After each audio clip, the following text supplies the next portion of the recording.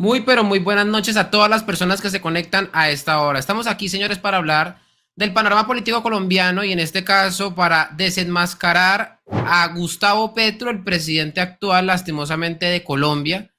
Y para hablar también, nada más y nada menos que de la vicepresidente que tenemos también en Colombia, Francia Márquez, que ha dado mucho, pero mucho de qué hablar en los últimos meses por varias cosas que ha dicho y por varias cosas que ha hecho también en este país.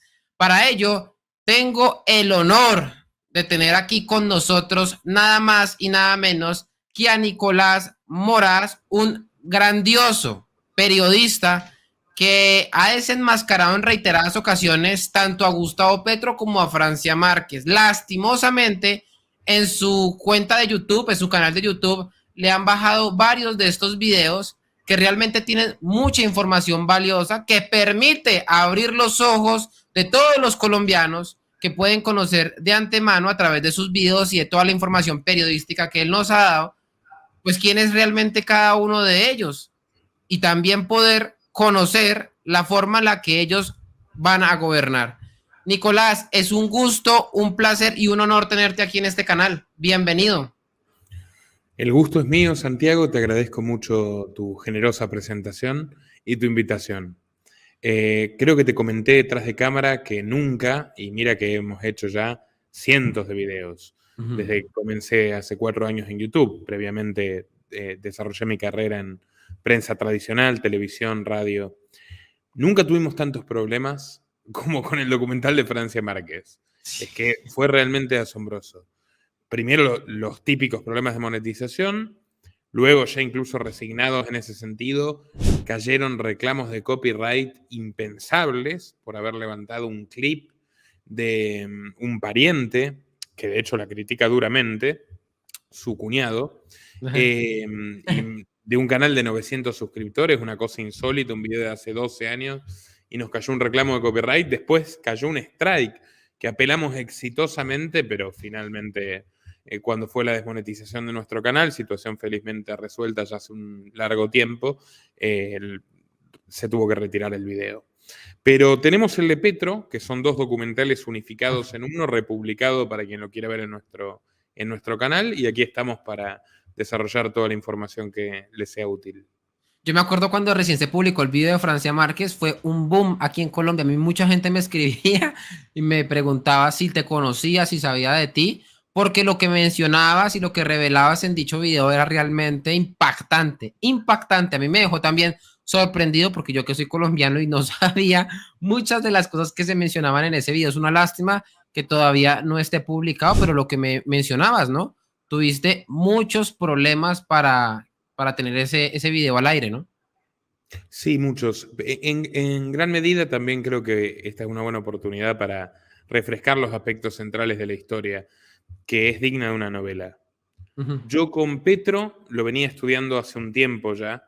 De hecho, el libro biográfico oficial suyo, Ujú. Una vida, muchas vidas, es una delicia, porque confiesa delitos sin ton ni son. Incluso, por ejemplo, una anécdota que a mí me llamó poderosamente la atención, Ujú. cuando vivía en la clandestinidad como guerrillero del M-19, eh, que él robaba libros de Sí, sí, una sí. librería, lo cuenta abiertamente, que él robaba libros de una librería porque vivía guarecido, refugiado, en la casa de una señora trabajadora sexual de cierta edad que tenía como amante a un policía de inteligencia militar. Y este ¿Verdad? policía de Sí. inteligencia militar le daba al mismo tiempo chivatazos a Petro para que no lo agarren por un tiempo e información de gente del pueblo. Entonces él sabía que había una orden de captura sobre el dueño de la librería y le robaba libros impunemente porque sabía no lo iban a denunciar, no lo iban a acusar por ello. Y lo cuenta, lo cuenta.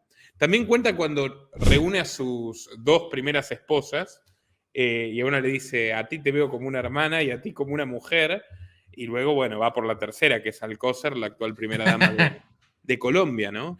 Es notable, es un libro muy notable. Pero más allá de eso, me interesó mucho la figura de Petro porque encarna realmente el progreso, entre comillas, de la izquierda latinoamericana. Es un hombre que tomó las armas y que formó parte de una organización criminal violenta típicamente enmarcada en lo que fueron los movimientos subversivos de los años 70 y 80.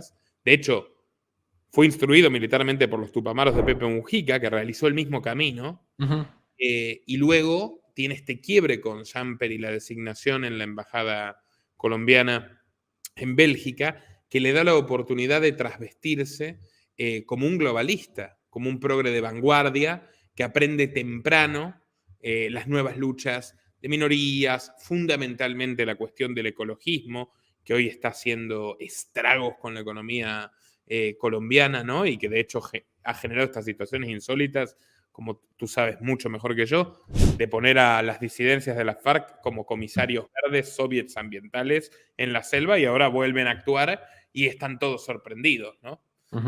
Pero es notable. Los dogmas del decrecimiento los absorbió temprano. Y así supo posicionarse, ¿no? Con el padrinazgo de Ted Kennedy. De hecho, un caso que me pareció formidable de la carrera de Petro, todo esto abundan fuentes para quien lo quiera buscar, este tema del banco, ¿no? De Bancolombia, creo que es en el año 2000. Sí. Donde él defiende a Gilinski, el que dijo, no, yo pertenezco a la generación que no se arrodilla a los oligarcas, defiende a este ricachón colombiano, pero que es socio de Soros. O sea, básicamente defiende a Soros en una disputa contra un sindicato. Es notable, realmente es notable, formidable.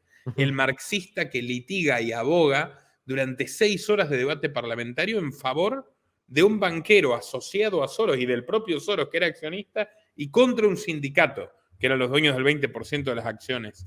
Bueno, en fin, me pareció un personaje maravilloso antes de que sea presidente incluso.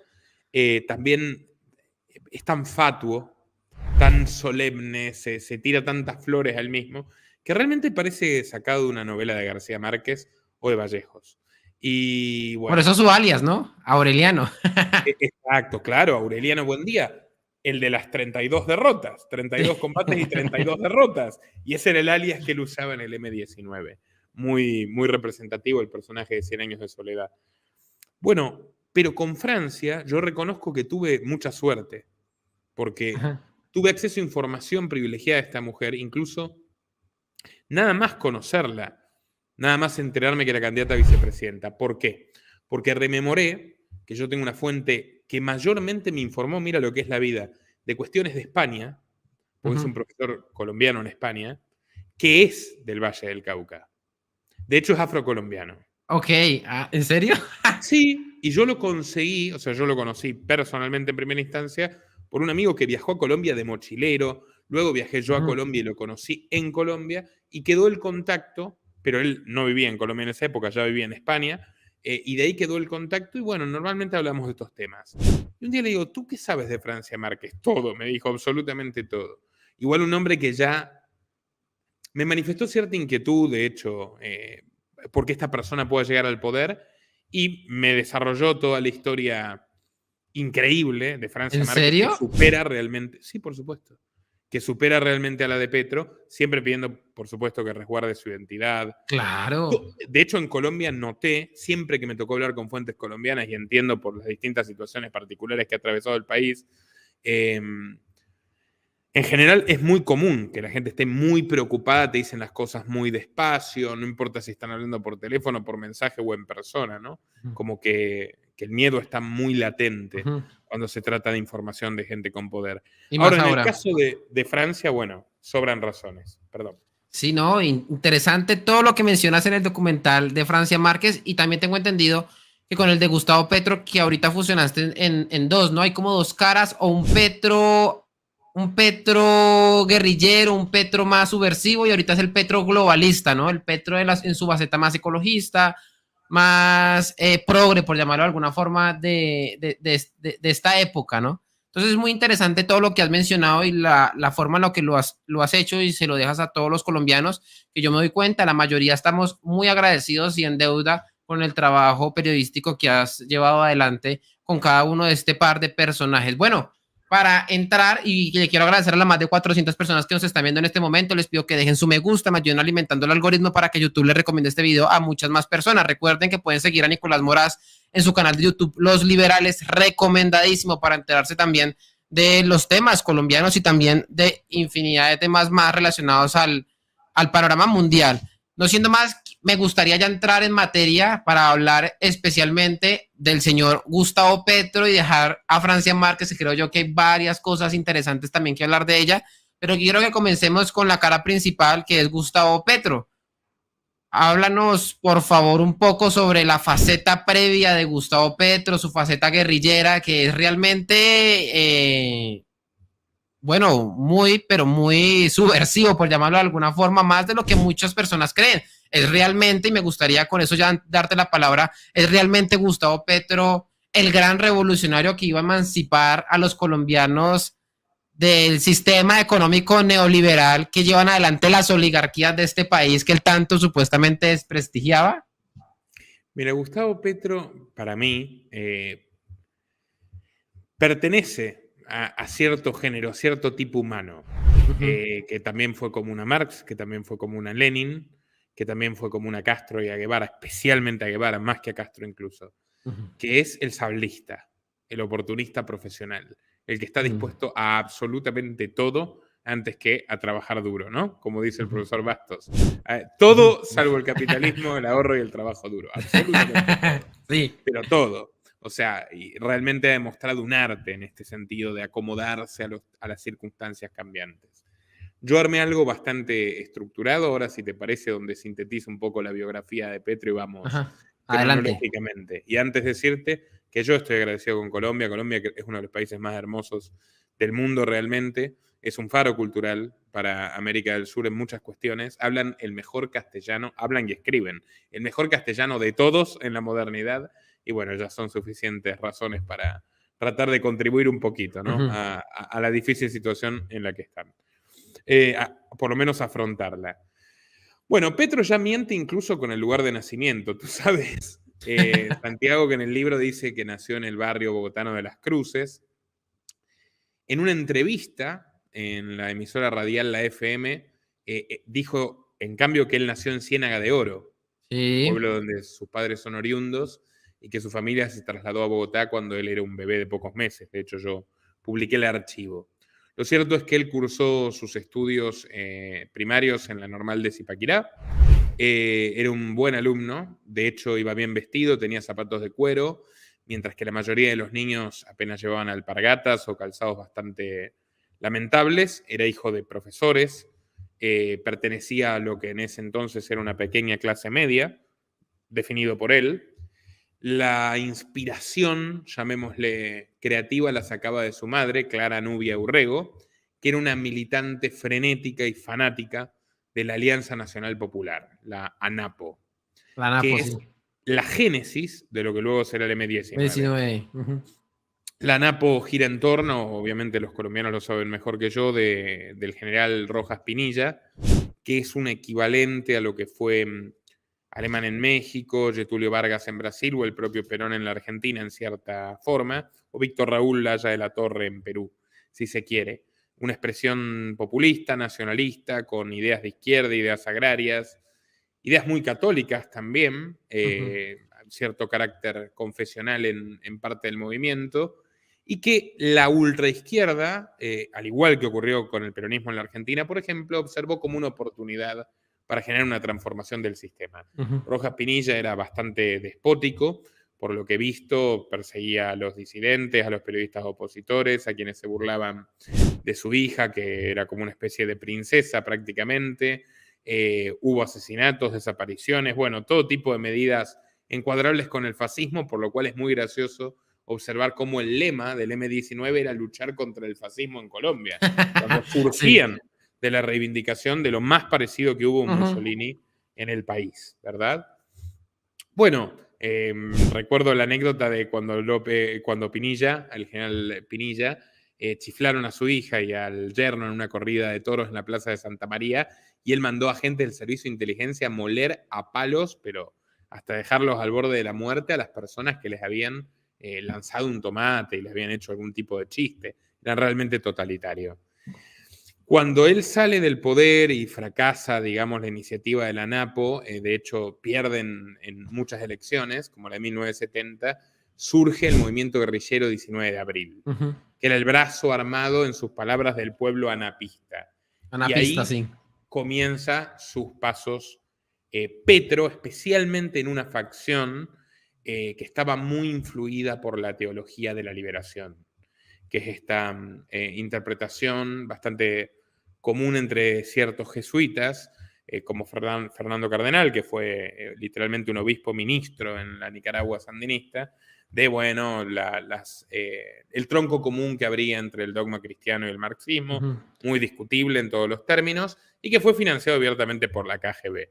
Bueno, en esta facción del M-19 ingresa un joven Petro, muy presuntuoso, lee a Lenin, lee a Marx, lee a Engels, lee a Rousseau y a Robert Owen, y a mí me llama la atención que los mencione en el libro y destaque a Rousseau y a Owen, porque, bueno, Rousseau, no sé si sabes, se destacó como pedagogo, escribió El Emilio, que es un libro muy Emilio, sí. conocido, pero él mismo abandonó a sus 4 hijos en un orfanato. Porque Ah, no sí, se eso quería no lo hacer sabía. cargo de ellos. Y es gracioso. Como Petro, diga, como Petro. Exacto. Es gracioso por lo de yo no lo crié a Nicolás, prácticamente no lo conozco. Y es verdad que fue un pésimo padre, un horroroso padre. O sea, literalmente cuenta en el libro que llevaba las armas desarmadas en los pañales del hijo de Nicolás, del primogénito. Y el hijo andaba con el trasero desnudo, literalmente, era para ocultarlas en los controles, en los checkpoints. Lo puso en riesgo en multitud de ocasiones. Después tiene 2 más con la segunda esposa, también los abandona por completo cuando vuelve de la experiencia en Bélgica, donde ya frecuentaba, y él lo escribe, frecuentaba señoritas y un bar un poco lúgubre donde consumía sustancias, y él lo escribe de manera muy poética.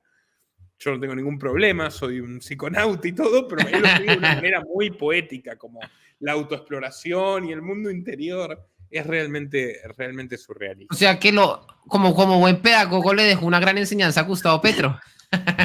Y sí, Rousseau. Y Y Robert Owen, que él señor. dice que bueno que era Robert Owen, que era un millonario que empeñó toda su fortuna en fallidos experimentos comunistas. Claro, Robert Owen era un hombre que hablaba con Platón, hablaba entre comillas, y Alejandro Magno, que había muerto 2000 años antes, con la bola de cristal. O sea, ese era el estado mental, ¿no?, del ídolo de Petro. Pero bueno, en fin, volviendo al punto. Joven Petro, a los 17 años ya está metido, nada más terminar la secundaria en el M19. Era una organización bastante agresiva, porque bueno, se la compara con la FARC, claro, la FARC han hecho de todo, ¿qué no han hecho? Han usado niños para enviar bombas a comisarías, volarlos por los aires, han esclavizado poblados enteros, han violado sistemáticamente mujeres, tienen reducida la esclavitud a muchísimas personas, han tenido cárceles con gente encerrada 15 años o 20 años, han hecho las bombas vietnamitas con excrementos para gangrenar los miembros de las víctimas. De la fuerza pública, de sí, esas también. bombas. O sea, comparado con la FARC, sí, claro, bueno, cualquier organización terrorista puede ser Heidi, pero la M19 fue bastante violenta. De hecho, la primera acción que hacen, que es el robo del sable de Bolívar, luego Petro, cuando lo recibe a Chávez en los años 90 y le hace guía turístico por Bogotá, le dice, yo estuve ahí, y Chávez dice, sí, yo los admiro mucho, yo también hice lo mismo con el sable de no sé quién en Venezuela, y eran mentiras las dos cosas. Ni Petro había estado en la operación del robo del sable de Bolívar, porque eso fue 2 años antes de que entra el M19, ni Chávez había hecho lo mismo con el sable de ningún general venezolano. Con lo cual, bueno, era una competencia de embusteros. Pero, en fin. Él sí participa del secuestro del empresario Donald Cooper, que era una persona completamente inocente y que no tenía ningún tipo de vínculo político con el gobierno, y era gerente de la cadena de almacenes Sears en el año 1976. Ahí es cuando, como tú bien señalas, se pone el nombre de Aureliano como alias. Y bueno, como rito de iniciación, a finales de aquel año, del 78, fue la Operación Ballena Azul, un comando de guerrilleros del M-19 que penetraron a punta de fusil las instalaciones militares Cantón Norte del Ejército Nacional y robaron más de 5.000 armas. Ujú. Fue una operación bastante compleja. Con 18 años, Petro fue el encargado de custodiar buena parte del botín en zona rural de Zipaquirá. Ujú. El gobierno de Julio César Turbay, que también era bastante autoritario, salió a vengarse con una cacería feroz, recuperaron buena parte de las armas y capturó a 10.000 personas. De hecho, se excedió completamente, empezó a perseguir gente que no estaba vinculada a los movimientos armados, por más que si era de izquierda, como el propio García Márquez, que se exilió en México. Y bueno, Petro era un estudiante de economía que vivía en la casa de papá y mamá, que no sabían ellos, porque él les ocultaba que pertenecía a la rama armada del movimiento, se mostraba como un chico callado, abstraído, un tanto distante, pero tenía una doble vida en toda regla. De hecho, recibe instrucción de guerrilla urbana y de disturbios, literalmente lo dice en el libro, de generar disturbios urbanos por parte de los tupamaros. Ujú.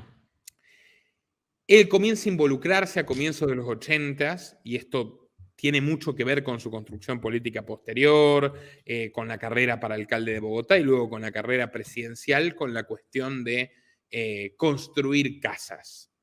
Arman el barrio Bolívar 83, consiguen fondos estatales, y con lo que era el pretexto era generar un vecindario para familias sin hogar o que vivían en condiciones muy precarias, terminan generando una especie de fortín del M-19, donde todas las personas que habitan el barrio son cómplices involuntarios de sus andanzas. Ujú. O sea, tienen que hacerles de campana, custodiarlos, etc.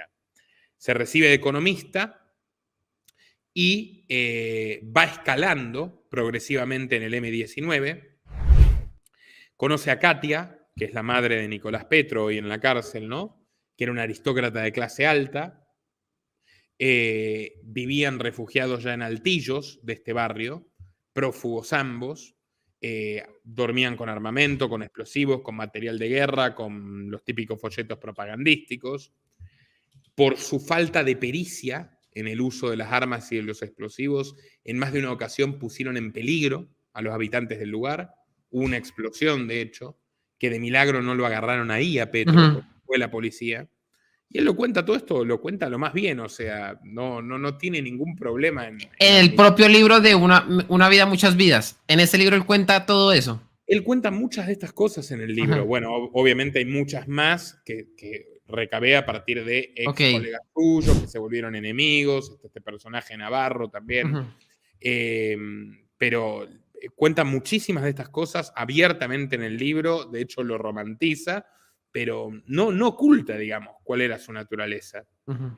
Para el año 85 él finalmente lo detienen, lo encuentran escondido en calzoncillos en una especie de túnel clandestino que había hecho. Muy cobardemente, él dejó que su mujer esté primero para apiadar a los que lo seguían o lo que fuese. La entregó primero, la entregó como carne de cañón mientras él intentaba escapar, no pudo. Lo llevaron a la escuela de caballería en el Cantón Norte y ahí estuvo detenido y bueno, describe una interminable cantidad de tormentos. ¿Por qué le Le, creo? No le le, creo porque sí. le quiero hacer una pregunta y detenerme en una cosa que le escuché a usted.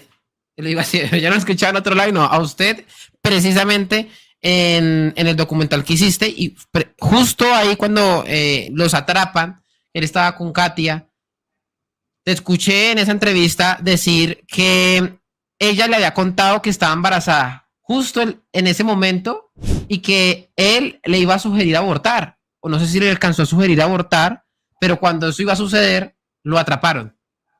Estamos hablando de Nicolás Petro. Me corrige, no sé si estoy mal. Sí, no, eso fue, esto, viajamos al presente, hablamos de Nicolás Petro, de Ajá. su actual mujer y que él quería que, sí, pero yo estaba remitiéndome a Gustavo Petro Ajá. cuando Katia, la madre de Nicolás, le dice, bueno, vos quédate acá y se trata de escapar por un túnel que había hecho en el jardín y lo agarran. Lo llevan detenido, él describe enfáticamente todas las torturas y los tormentos que le realizaron, lo cual está en línea igual de lo que está documentado en la época que le pasaba a los detenidos, con lo cual puede ser cierto. También es cierto que pertenecía a una organización terrorista que mataba a inocentes y secuestraba. Y él desde la celda televisa lo que fue quizás el más famoso evento protagonizado por el M-19, que es la toma del Palacio de Justicia. 6 de noviembre de 1985, un camión que reventó el separador metálico de la portería y un grupo de guerrilleros que se atrincheró en el primer piso. Luego se iba a saber que todo esto, incluso contado por Popeye, el lugarteniente de Pablo Escobar, todo esto venía de la estrecha asociación del narco. O sea, el narco y la guerrilla. La guerrilla era sistemáticamente utilizada por el narco. Y el vínculo de Petro y el narco es notable. Había otro narcotraficante llamado Escobar, que pertenecía al Partido Conservador y no tenía parentesco con Pablo, y su hijo fue uno de los primeros amigos de Petro y también formaba parte del M-19. Creo que Arminio Escobar, si no me falla la memoria, que no guarda relación con Pablo. Pero bueno, M-19 directamente fue enviado por Pablo Escobar, conocido internacionalmente. Tomaron 350 rehenes, fue una operación sin precedentes a nivel mundial, jueces, secretarios, abogados, consejeros de Estado, visitantes, empleados del palacio, policías. Y bueno, hubo un enfrentamiento atroz con la policía y con el ejército, 98 muertos, 30 civiles inocentes entre ellos. Fue realmente sanguinario. John Jairo Velázquez, como te decía, alias Popeye, Sí. Expuso que el narcotraficante les había dado $2 millones específicamente para la toma del palacio en el medio de su propia guerra personal con numerosos magistrados. En 1987, Petro sale de la cárcel, vuelve a la clandestinidad, esta vez en Santander. De hecho, él renuncia a su pasaporte, a su identidad, destruye sus documentos y comienza a utilizar cédulas de ciudadanía falsas para sortear los controles que fueron quitadas a personas secuestradas y asesinadas para tal fin. O sea, turistas, por ejemplo. Hay un caso de 2 turistas alemanes. El M-19 hacía eso. O sea, estamos hablando de este tipo de gente, no estamos hablando de un grupo de aventureros adolescentes que pintaban grafitis en las paredes. Ahí es cuando te conté esta anécdota de que robaba libros en la librería del pueblo, extorsionando al dueño, pues sabía que el dueño también tenía un pedido de captura. Es una cosa notable entre bandidos, ¿no? Carecía de los más mínimos códigos. Él empieza a tratar de generar una disputa interna en el M-19 porque siente que quedó relegado durante su encarcelamiento, consigue un financista que se llamaba Bermeo, que le consigue también un jeep con el cual logró pasar distintos retenes militares entre Bogotá y Girón, y es ahí cuando yo te cuento que va con el nene, que es un bebé, y en los pañales se esconde un rifle M16 literalmente desguazado, ¿no? Un Colt M16, el que usaba el ejército estadounidense en aquella época. Y bueno, eso lo cuenta como si fuera motivo de orgullo, ¿no? De orgullo. Una de sus tantas vidas. En un momento Katia se harta, se lleva al nene a Ciénaga de Oro, precisamente donde vivían los padres de Petro, y Petro se va, los abandona y no los vuelve a ver durante muchísimos años, se instala en Barranca Bermeja y se enamora de Mariluz, que va a ser la madre de sus siguientes 2 hijos. Militante de Unión Patriótica, que era la rama política de la FARC, directamente. Y hasta hoy esta señora, yo me la he cruzado en la investigación en Facebook, compartiendo fotos y contenido, y lo apoya Gustavo, etc. Bueno, o sea, es parte de la campaña de Petro y es una mujer que venía de las FARC directamente.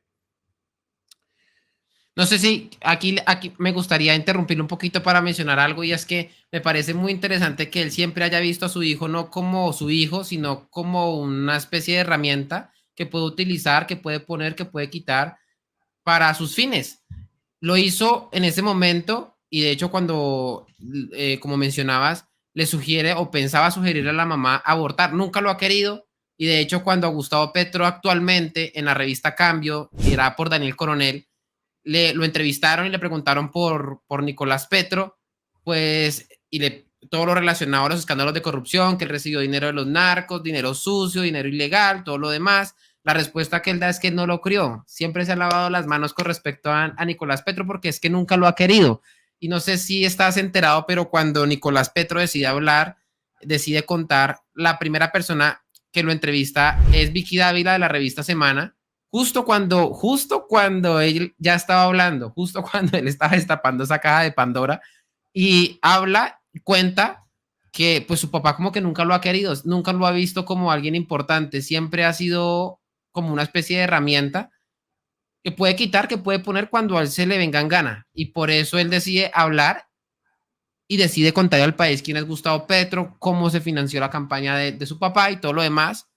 Y ya después de ver lo que iba a decir su propio hijo, Gustavo Petro viaja hasta Barranquilla porque estaba con libertad condicional y su hijo, y allá pues se salta todos los reglamentos de los jueces, todas las condiciones que le habían dado a su hijo, y él, Gustavo Petro, pasa por encima de todo eso y se habla con Nicolás Petro y todo lo demás, y de ahí después, de ahí para adelante ya Nicolás Petro cambió, ¿no? Ya empieza a decir que no, que el fiscal Mario Burgos lo presionó, que todo lo que dijo delante de Vicky Dávila y lo que dijo delante de los jueces fue por presiones de parte de la fiscalía, porque todo eso es mentira, ¿no? Después de la reunión que tuvo con el papá, una cosa realmente indignante, pero siempre ha sido como la persona a la cual Gustavo Petro ha manipulado, ¿no? Pero que nunca en el fondo lo ha querido.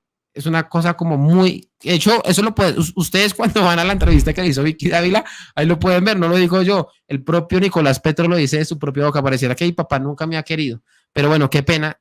Te devuelvo la palabra. No, sí, de hecho, a ver, de alguna manera es el chivo expiatorio. Uh -huh.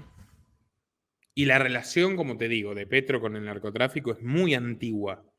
Y está, o sea, es muy... Forma parte de toda su trayectoria política. Es transversal. Cuando era guerrillero estaba vinculado con el narco, cuando se hizo político de gama media y perfil globalista también, y ahora que es presidente llegó con la financiación, que Y es todo lo que... con lo del hermano que estaba visitando en las cárceles de la Picota a todos los extraditables para ofrecerle la no extradición.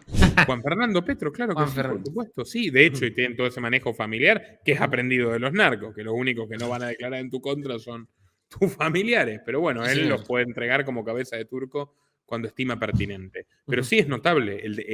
Además, Colombia humana, ¿no? Y toda la retórica de lo La buenos que política del somos, amor. los solidarios, los humanistas, Sí. y ni a sus hijos quieren, pero bueno, son como son. Ujú. De hecho, él intenta enlazar, y luego lo va a lograr. Tiene un primer intento de enlazar al M-19 con la FARC. De hecho, por eso Ujú. tenía de pareja a alguien de la FARC. Y tuvo tanta mala suerte de que el frente con el cual se fue a reunir estaba infiltrado por el ejército y bueno, casi lo matan. Pero se salva, o sea, tiene mucha suerte el tipo. Ujú. Y esto sí que recuerdo patente, lo escribe en el libro, a principios del 88, nuevamente detenido y con el estado de sitio derogado, se complota con varios de los compañeros y orquestan durante un tiempo que tienen un receso en la prisión, se juntan y complotan lo que no debería haber ocurrido, los tenían separados por esa misma razón, y arman una serie de versiones que convencen al juez, él lo dice, le mienten al juez, lo engañan al juez para que los libere. De hecho, él se hace pasar por un contador. Como te digo, vivía con identidades falsas, robadas a personas, muchas de las cuales habían sido asesinadas. Ujú. Bueno, finalmente consigue unificar a la FARC con el M-19 en la coordinadora guerrillera.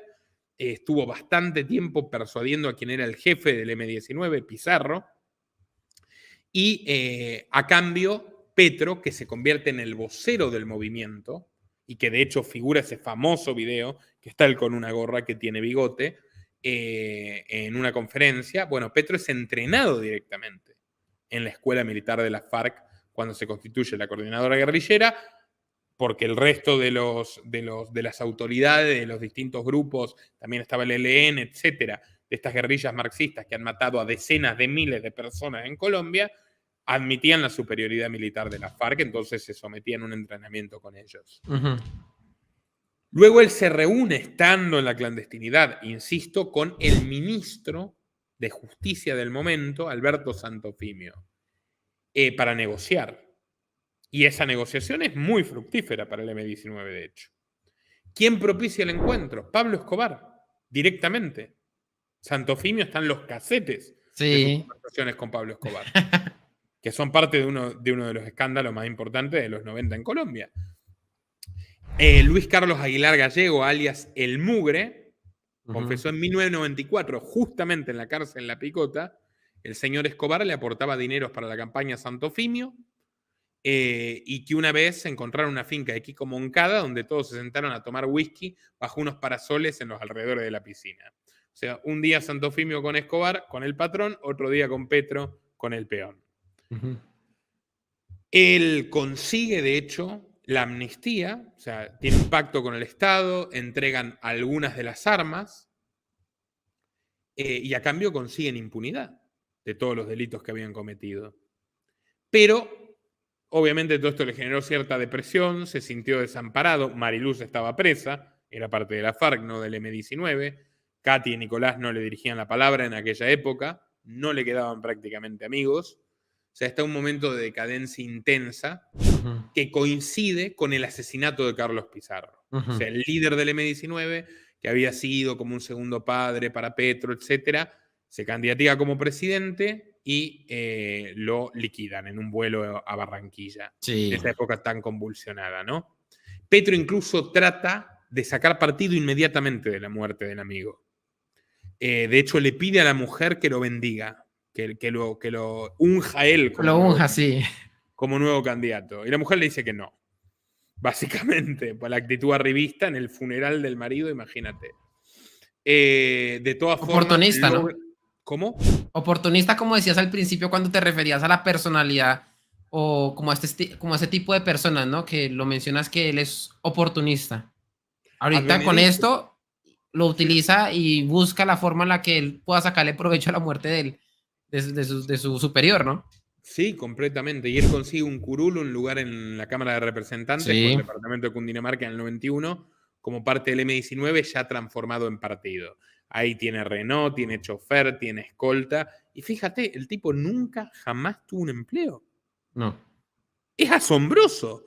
O sea, poca gente hay. Nunca trabajó, pero nunca atendió el teléfono en un call center, nunca repartió una pizza, nunca atendió una ferretería y nunca trabajó como economista en ninguna empresa. Nunca hizo nada. Y ya era diputado. No le fue tan mal realmente en la vida. 30 años, 31 años, ya vivía bastante bien. Bueno, y él empieza a trabajar, esto es muy divertido, contra la privatización de Alcalis, que era una productora colombiana encargada de la transformación química de la sal, de donde salían el sodio, el cloro y la soda cáustica. Y Petro se esperaba, bueno, que lo aplaudan los trabajadores, ¿no? Él quería frenar la privatización, estaba esperando que lo aplaudan, que lo elogien, que le den un baño de amor popular. Y cuando fue a visitar la planta, lo chiflaban, le tiraban cosas, se tuvo que ir corriendo, una escena dantesca que reseña en la hemeroteca el diario El Espectador. Y claro, él esperaba que lo abracen y lo unjan como el líder de la protesta, porque entre los trabajadores tenía ex compañeros de armas de la guerrilla que estaban ahí en la fábrica, ¿no? Pero ¿qué pasa?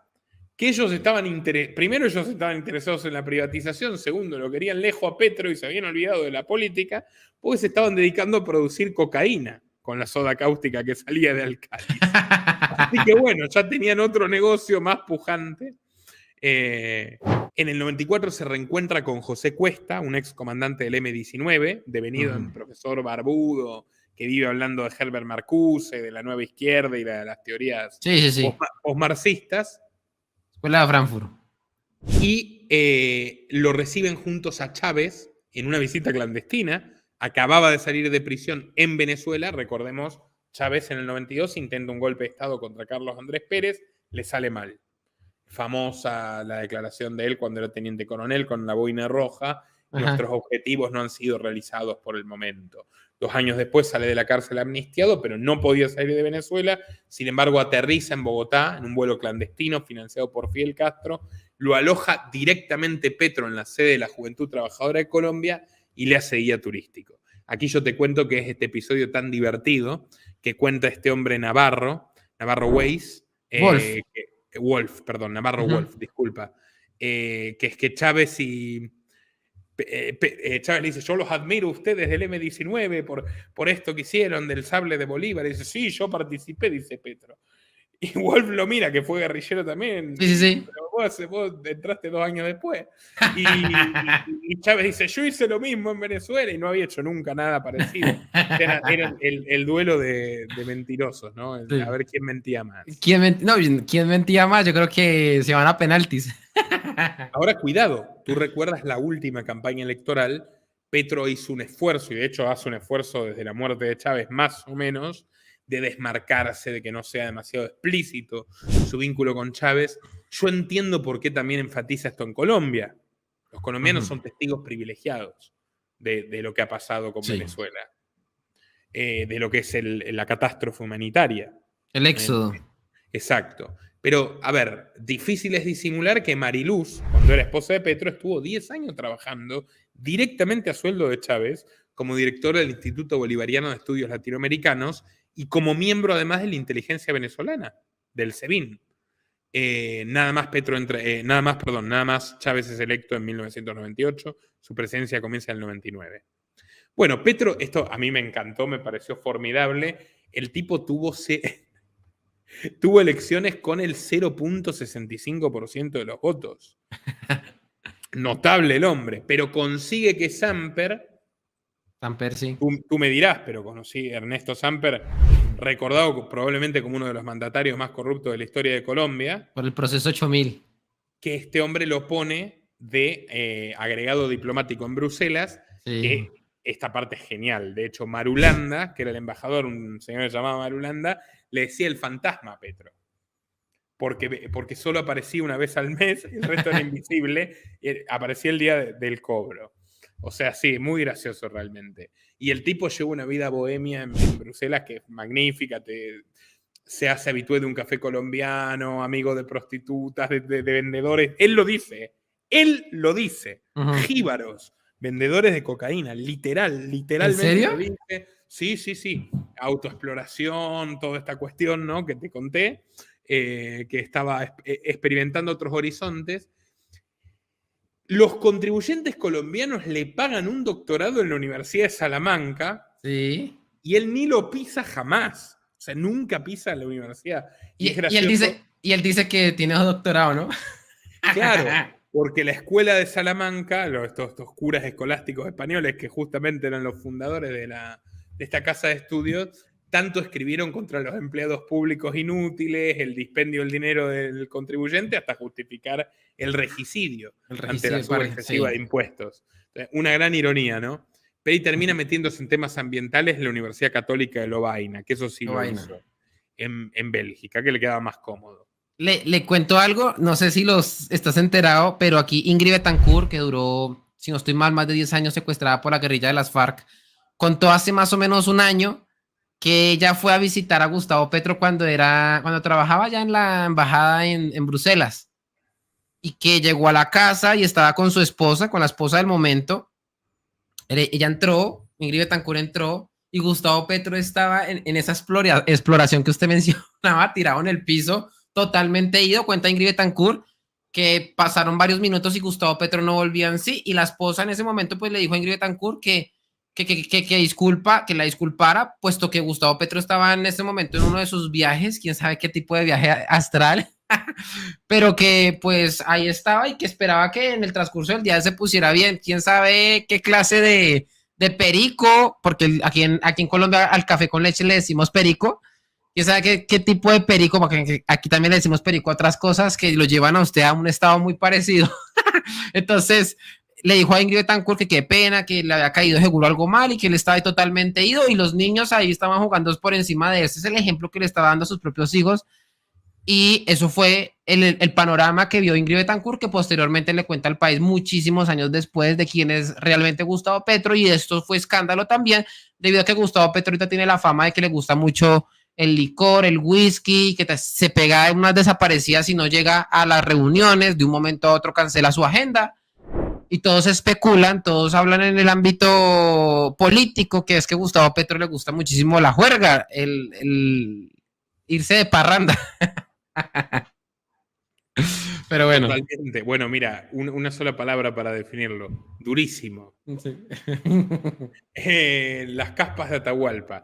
Ernesto Samper Tú lo dijiste, queda destruido completamente, envuelto en este proceso 8000, donde se revela que recibió directamente entre 6 y 7 millones de dólares del cártel de Cali. Ajá. Después está la prueba definitiva, el famoso narcocassette, de un video donde está Pablo Escobar diciendo que le entregó el dinero a Samper directamente.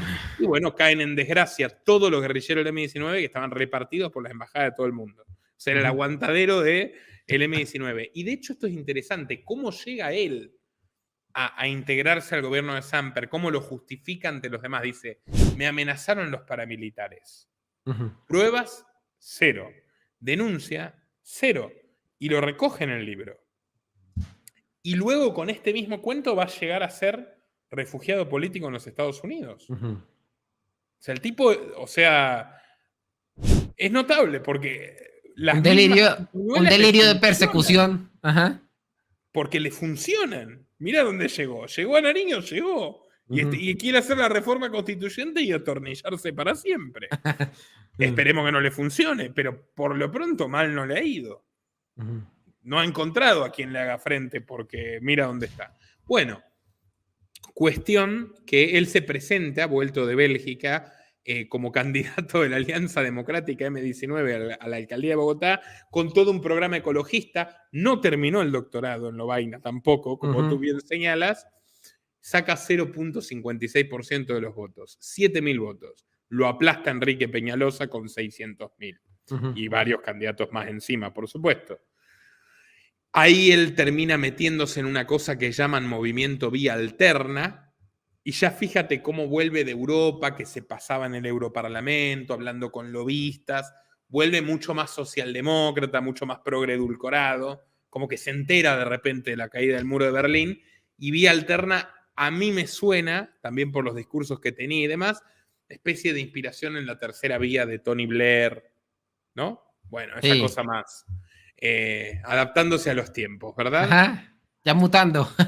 Y a él lo rescata, pese a que él había intentado traicionarlo, Antonio Navarro. Como tú bien lo señalaste, Antonio Navarro Wolf, tan particular, que arrastra varias cicatrices, etcétera.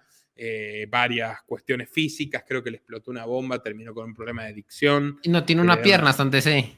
Exacto, y no tiene una pierna, fue el número 2 del M19, de hecho. Bueno, y a pesar de que Petro, acá viene este episodio que a mí tanto me gusta recordar, Bancolombia, ¿no? A pesar de que Petro ha llegado a publicar en su página oficial que jamás ha tenido vínculo alguno con George Soros, esto también es mentira.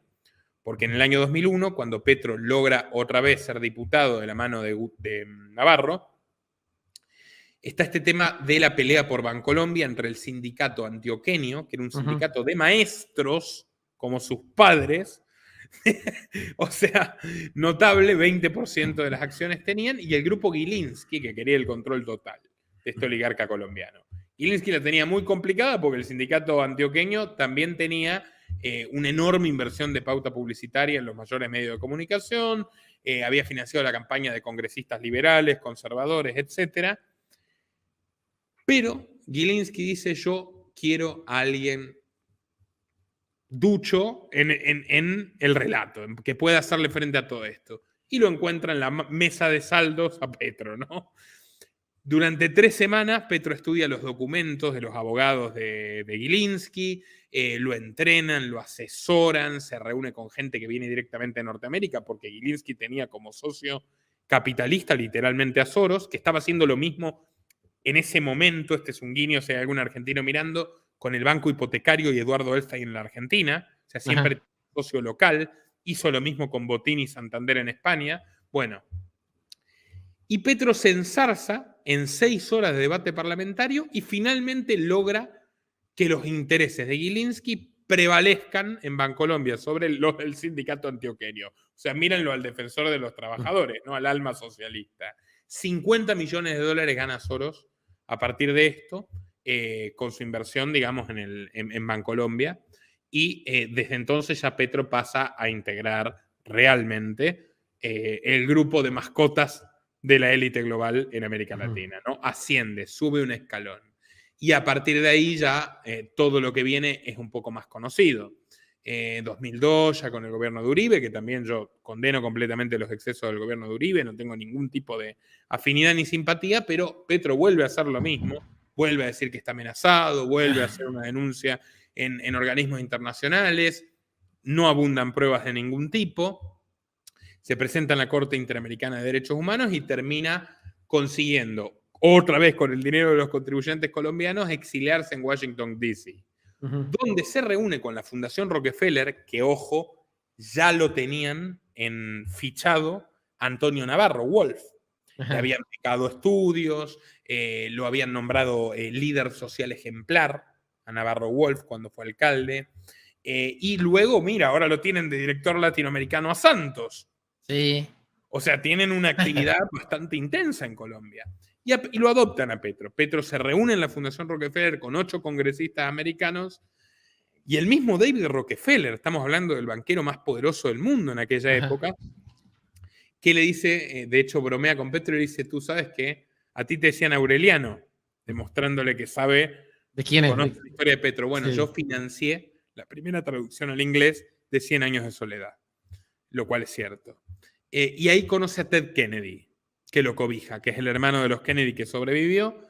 Y ahí conoce a Barack Obama, cuidado, que era un joven político de Massachusetts que estaba cobijado bajo el ala de Ted Kennedy. De hecho, después va a traicionar a Ted Kennedy en 2008, cuando gana las primarias, se alía con los Clinton, después de ganarle a Hillary. Pero el caso es que Petro ya tiene en el 2002 una mirada del mundo, una agenda de contactos absolutamente superior a lo que había sido su etapa de guerrillero. Guerrillero.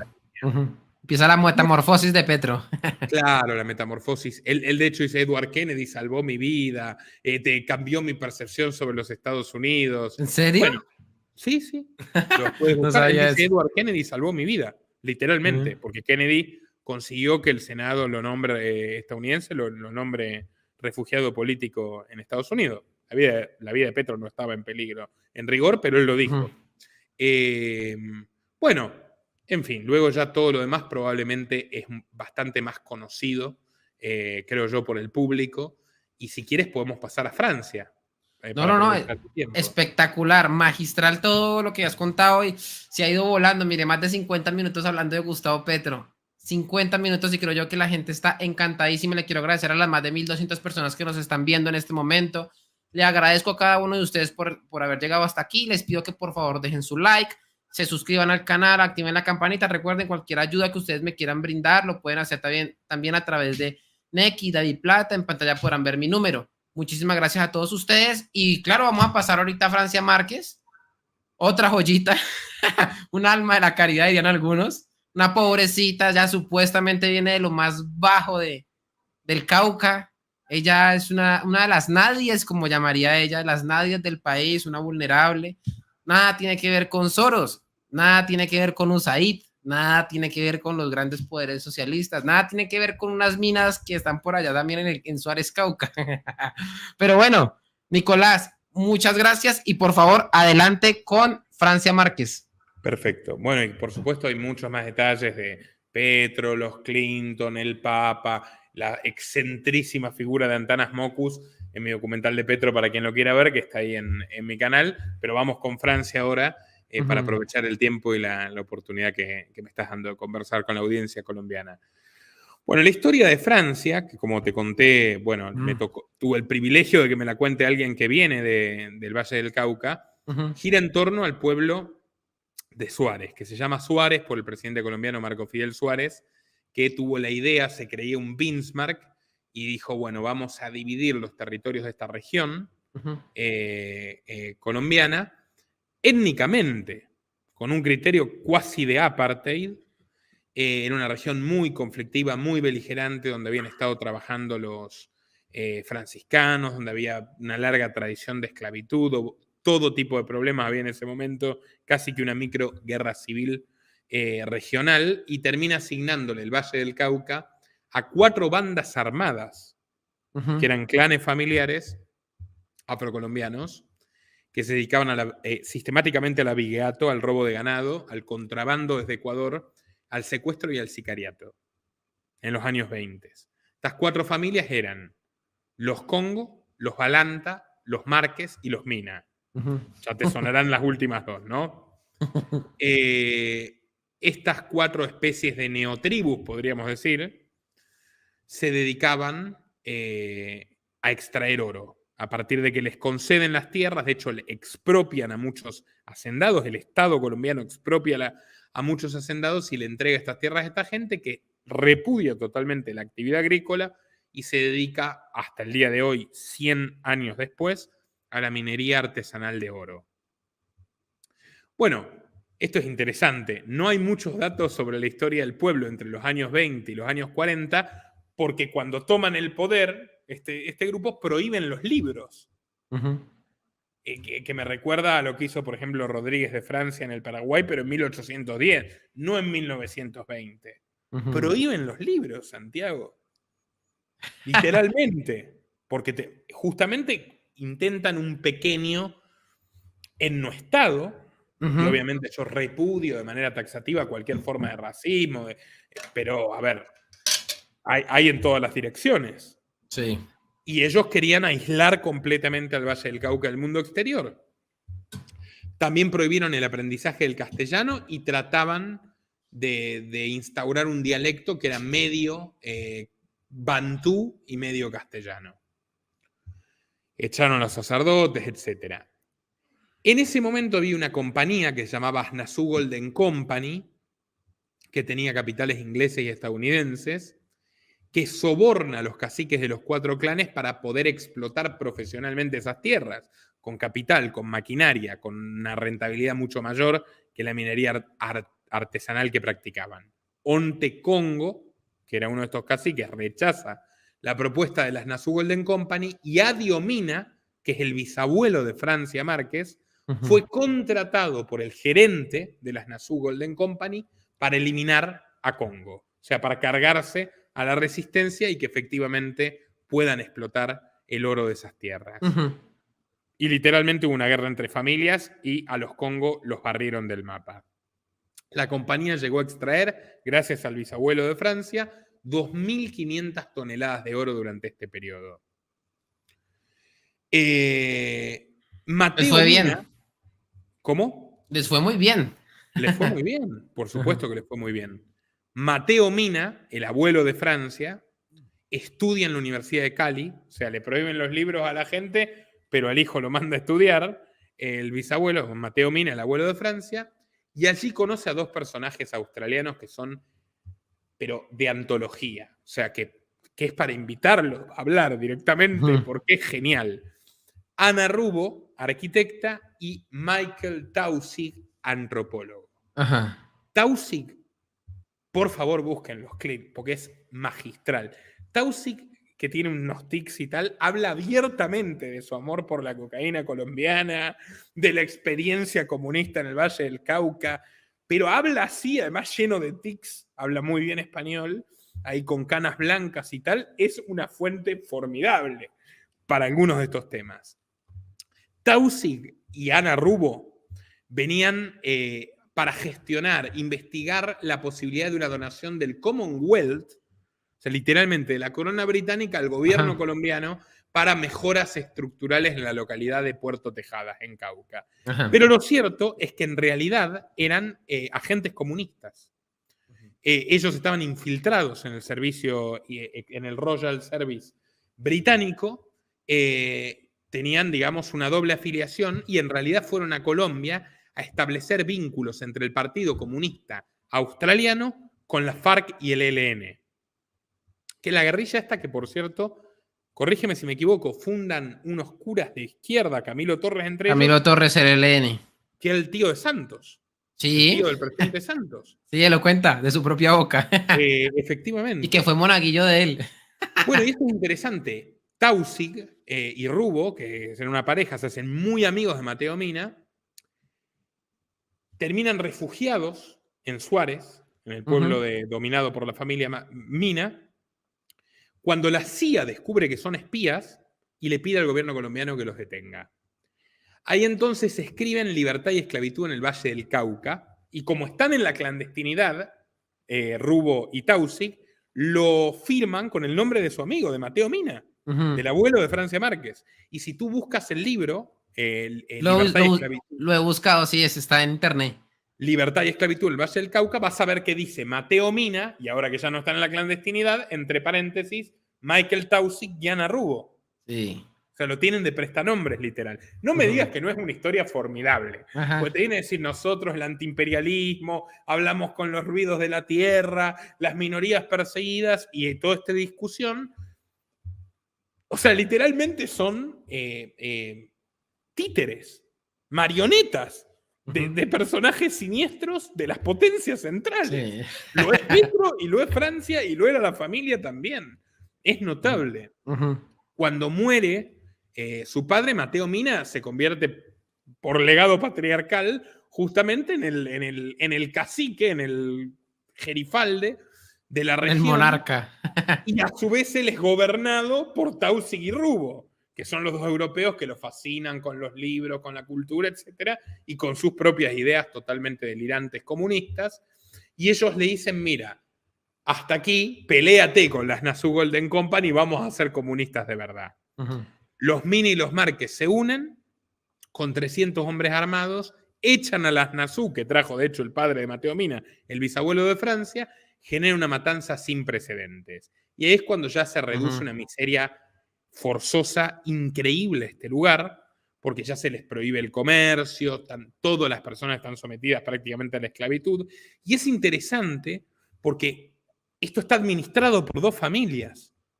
Y ellos eligen contarlo como una gestión colectiva, que es como las misiones de los jesuitas en Paraguay, sí, te lo cuentan así, o como te cuentan los gulags y la producción en la Unión Soviética.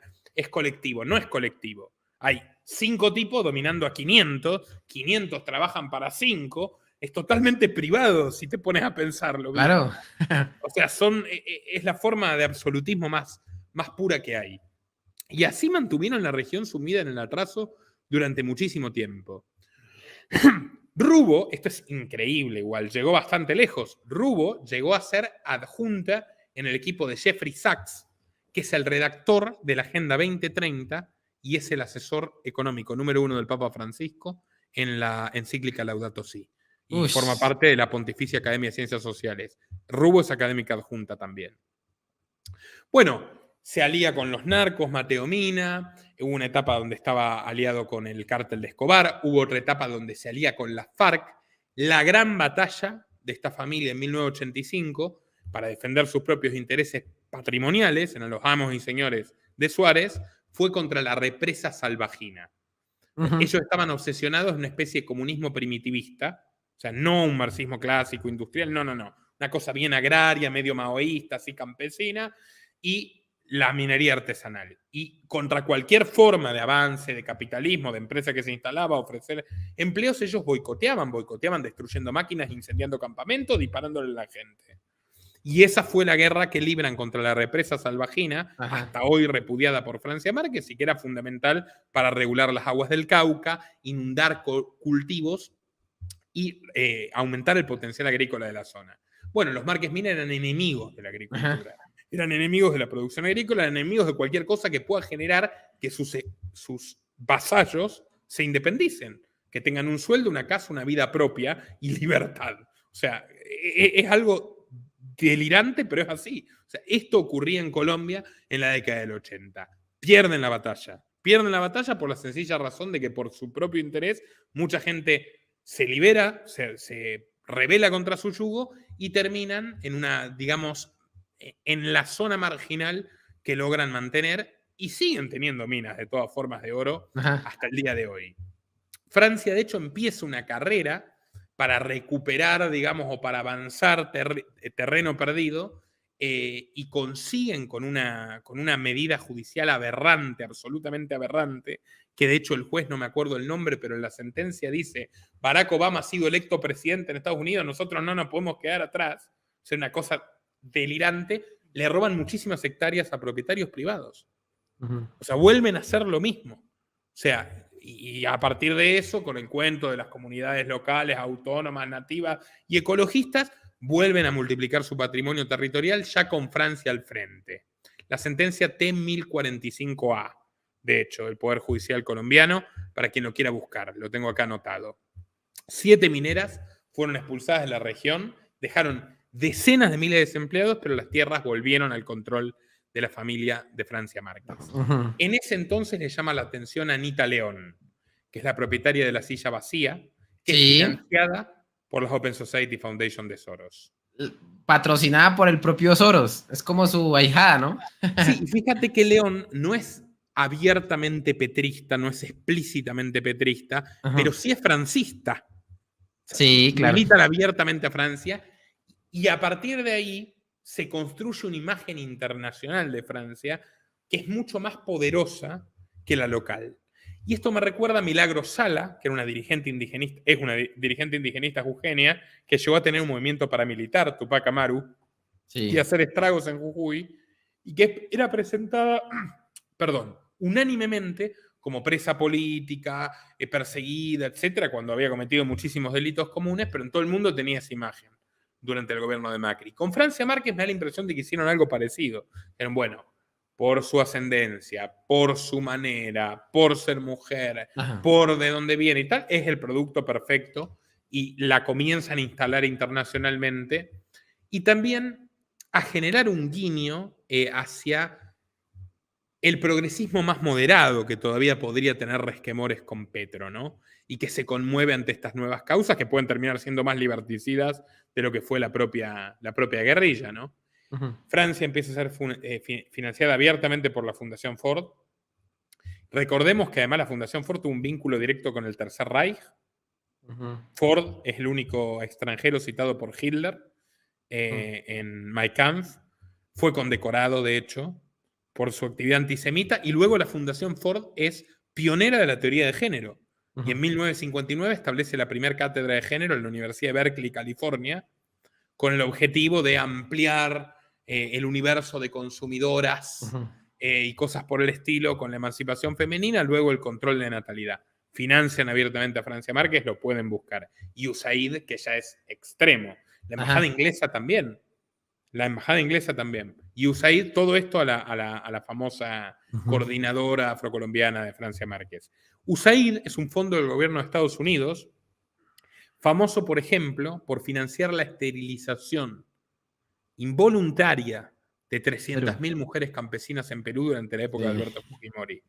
Y ustedes pueden buscar USAID Francia Márquez, pongan Google verbatim, la función verbatim o frase exacta, y van a encontrar que ella misma reivindica el apoyo del USAID. Que es literalmente el imperialismo estadounidense en su máxima expresión. Y en la propia página de USAID sale la propia Francia Márquez ahí hablando y todo, o sea, como un peón de ellos. En 2014 ella toma el Ministerio del Interior sin que nadie le oponga resistencia. Una marcha que favoreció al presidente Santos en la época en la que traiciona Uribe. Santos había sido el ministro de Defensa de Uribe, esto por si alguien si hay algún no colombiano que esté mirando esto, todos los demás lo saben. Y en 2014, en diciembre, a Francia Márquez la mandan. ¿A razón de qué? Porque, ¿cuál es la profesión de Francia Márquez? No tiene. Nada. ¿Cuál es la preparación? Ninguna. ¿Quién representa? Nadie. O sea, y la mandan a La Habana para participar de los diálogos de paz entre Santos y la FARC.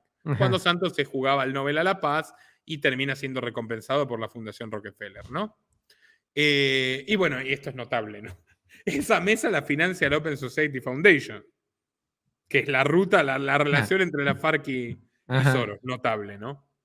En 2015 Francia es auspiciada por la organización sueca Diaconia, que le da un premio, que fue fundada en 1966 por la misión de la Alianza Sueca y la Iglesia Ecumenia, y le otorgaron el premio a la defensa de los derechos humanos y cientos de miles de dólares, básicamente. ¿A quién responde la Fundación Diaconia? Directamente a Selmin Kaliskan, que es la actual directora de Relaciones Institucionales de la Open Society Foundation de Soros en Berlín. O sea, la empiezan a construir como una política totalmente del lobby de Soros, de probeta, desde el principio, de una manera mucho más notoria o patente que con Petro, porque con Petro tú te vinculas contratándolo, asociándote. Francia directamente es un invento construido, forjado, pieza a pieza por Soros y su grupo. Ya en 2018 le dan el Goldman Environmental Prize de Richard y Rhoda Goldman, que son dos multimegamillonarios republicanos de izquierda en la línea de Nelson Rockefeller, Rhino le dicen, Rhino, sí. Republicans in name only, y le dan $150.000 más. Y estos señores, por cierto, para mencionarlo, Santiago, como para enfatizar un poquito más, son miembros, por ejemplo, de la mesa directiva de la Planned Parenthood, que es la principal red de clínicas abortistas del mundo, fundada por una supremacista racial, Margaret Sanger, que sostenía que había que utilizar el aborto involuntario para dominar justamente esto es totalmente repudiable, totalmente propio de su pensamiento racista que no compartimos, aclaremos que no compartimos, para eliminar a lo que ella veía como los inferiores. Era simpatizante de Hitler, Margaret Sanger. Bueno, o sea, de acá viene el dinero de Colombia Humana. Esta gente construyó a Colombia Humana. O sea, estos son los grupos que han llevado a este gobierno del pueblo y para el pueblo, ¿no? Se recibe de abogada tras 8 años de carrera, recién en el año 2020. Sigue recibiendo financiación de USAID. De hecho, le escribe en 2021 una carta a Kamala Harris. Sí. Y luego tiene una videollamada que modera Angela Davis, que es una académica directamente discípula de Marcuse, una académica estadounidense, Angela Davis, que es discípula del filósofo marxista que dijo, bueno, los obreros quieren el capitalismo, ya no lucharemos por ellos, hay que entrar en la guerra de minorías. O sea, nuestro futuro está en la cuestión de las causas identitarias. Y bueno, también Angela Davis formó parte del movimiento armado Panteras Negras, Black Panthers. Y auspicia esta conversación entre Kamala Harris y Francia, donde ya es un apoyo directo de la administración Biden, porque Kamala ya era vicepresidente en ejercicio hace un año, a la candidatura de Francia y de Petro. Del mismo modo que recibió el apoyo directo de Pedro Sánchez, a quien Petro conoce en Bélgica cuando Sánchez era asesor de una eurodiputada. ¿Ah, sí? Y de López Obrador. O sea, a Petro lo recibieron siendo candidato y ni siquiera siendo el favorito, recordarás. Lo reciben como jefe de Estado en la Moncloa, en España. Lo recibe López Obrador como jefe de Estado. Lo recibe Alberto Fernández como jefe de Estado. Y el Papa también. Y Kamala habla con Francia. Estamos hablando ya de la vicepresidenta de Estados Unidos. Y el Papa también. Como para que quede claro, o sea, el poder real con quién está. Ya sabía quién iba a ser el presidente. Y los intereses foráneos y demás, ¿dónde están? Bueno, Francia nombrada heroína ambiental por Greenpeace, elogiada por todos los medios del mundo. Todos conocemos ya la historia de Francia y cómo llega a donde llega, ¿no? Y con los viajes de lujo, con la pareja, los hijos que viven como reyes, siempre festejan hoteles del Caribe. Clásico. Pero bueno, hasta aquí creo, Santiago, que viene el resumen. Transportándose en helicóptero simplemente para ir de la casa al trabajo y del trabajo a la casa, porque no tiene pelos en la lengua para decir yo me muevo en helicóptero, voy en helicóptero y seguiré yendo en helicóptero, dice la propia Francia Márquez, ¿no? Porque lo hacían los anteriores vicepresidentes, entonces ella también lo hará. Pero llegaron con el discurso de que eran el cambio y que iban a ser totalmente diferentes, pero terminaron siendo exactamente lo mismo de toda la vida. Le agradezco a Nicolás por tremenda clase que nos ha dado a todas las personas que están aquí conectados. Yo realmente muchas de las cosas que él ha dicho no las conocía. De hecho, gran parte de las cosas que conozco también se las debo a él, a todo el trabajo periodístico que ha hecho, y también pues le quiero agradecer por su disponibilidad. Para los que no sepan, habíamos programado, se nos cruzaron los cables, él estaba programado para hacerlo mucho más temprano y aún así me entendió que no podía hacerlo más temprano y se adaptó a mi agenda, a mi horario, y le quiero agradecer precisamente por su disponibilidad, por su amabilidad. Y bueno, queda abierto mi canal, este espacio para Nicolás, cuando quiera puede venir aquí a profundizar, a hablar más, porque de Petro y de Francia Márquez creo yo que se puede hablar muchísimo, pero muchísimo más. Así que bueno, Nicolás, no sé si quieras decir algo ya para ir cerrando y para despedirnos. No, Santiago, ha sido un placer estar contigo aquí conversando.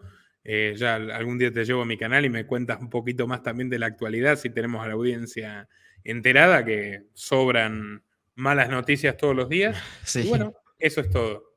Y bueno, invito también a quien esté mirando a suscribirse a tu canal.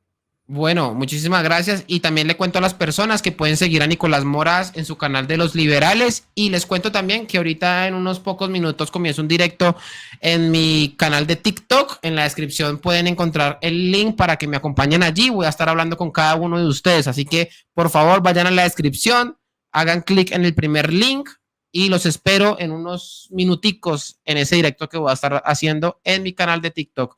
No siendo más, se cuidan y que Dios salve a Colombia. Hasta luego. Y se le ha puesto precio a su cabeza por haber cometido esa... Ya lo cortaron. Te están cortando, Nicolás.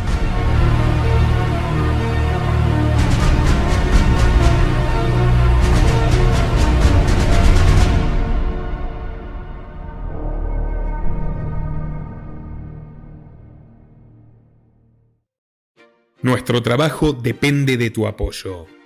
Para que siga siendo posible, realiza tu aporte desde tan solo $3 por mes a través de Patreon, en los enlaces que figuran en la descripción o en el comentario fijado.